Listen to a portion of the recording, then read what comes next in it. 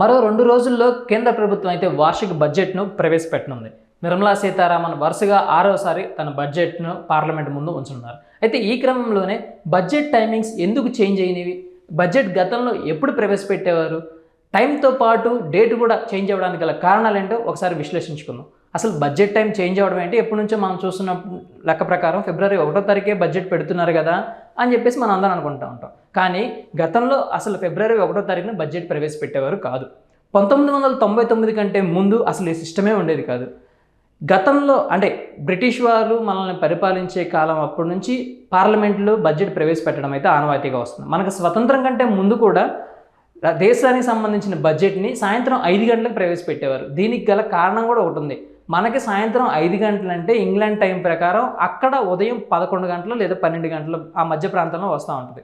So మనం ఇక్కడ ప్రవేశపెట్టే బడ్జెట్ని వారికి ఆ ప్రతులన్నింటినీ పంపించిన తర్వాత వారు బేరీజ్ వేసుకొని దేశంలో ఏ ఏ రంగాల మీద ఎంతెంత పెట్టుబడులు పెట్టాలి, వాటి నుంచి మనకు వచ్చే లాభం ఎంత అనేది వాళ్ళు బేరీజ్ వేసుకునేవారు. సో స్వతంత్రం అనంతరం కూడా అదే సిస్టమ్ నడుస్తూ వచ్చింది. అయితే దీన్ని నాటి ఆర్థిక మంత్రి చాలా సీరియస్గా తీసుకున్నారు. 1999లో రాజ్యాంగ సవరణ చేశారు. ఏకంగా బడ్జెట్ని ఈ టైం ప్రకారం కాదు, ఉదయం 11 గంటలప్పుడు ప్రవేశపెడితే బడ్జెట్ మీద ఎక్కువ చర్చ జరిగే అవకాశం ఉంది. దాంతోపాటుగానే మెంబర్స్ అందరూ ఇచ్చిన ప్రతినిధి క్లారిటీగా చదువుకుంటారు, అందరికీ బడ్జెట్ పైన అవగాహన వస్తుంది అని చెప్పేసి ఈ విధానంలో ప్రవేశపెట్టుకుంటూ వచ్చారు. నాటి నుంచి 1999 నుంచి ఇదే అమలవుతూ వస్తుంది. అయితే ఇక్కడ బడ్జెట్ ప్రవేశపెట్టే డేట్ని కూడా మార్చారు. గతంలో బడ్జెట్ ప్రవేశపెట్టే డేట్ని మార్చి నెలకు సంబంధించి మార్చి నెల స్టార్టింగ్ అంటే ఫిబ్రవరి నెలలో చివరి వర్కింగ్ డే రోజు పెట్టుకునేవాళ్ళు. ఎందుకు ఇలా పెట్టుకునేవాళ్ళు అంటే మార్చి 31తో ఫైనాన్షియల్ ఇయర్ అనేది ఎండ్ అయిపోద్ది.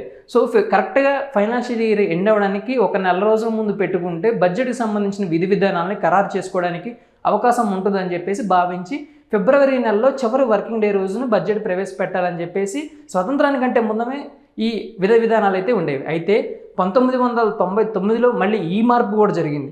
అప్పుడు ఏం జరిగిందంటే 1999 నుంచి 2017 మధ్యకాలంలో ఆర్థిక మంత్రిగా ఉన్న అరుణ్ జైట్లీ దీనికి సంబంధించి ఈ బడ్జెట్ ప్రవేశపెట్టే తేదీని అయితే మార్చేశారు. బడ్జెట్ ప్రవేశపెట్టే తేదీని ఫిబ్రవరి చివరి రోజు నుంచి ఫిబ్రవరి 1వ తారీఖుకి తీసుకువచ్చారు.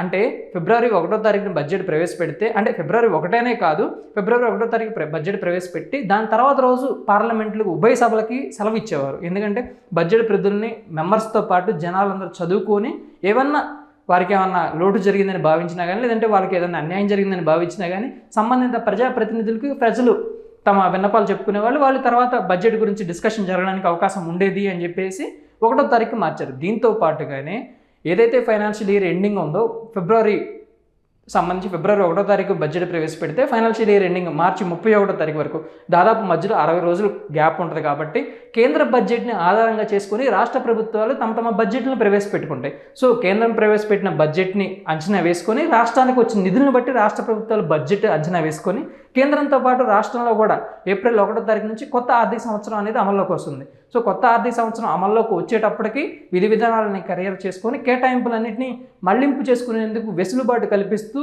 అరుణ్ జైట్లీ అయితే ఈ విధానాన్ని తీసుకురావడం జరిగింది. అంతకుముందు కూడా రైల్వే బడ్జెట్ అనేది సపరేట్గా ఉండేది. 2017లో అరుణ్ జైట్లీ దీనిలో కూడా మార్పు చేశారు. రైల్వే బడ్జెట్ని కూడా పూర్తి స్థాయిలో బడ్జెట్లో కలిపేశారు.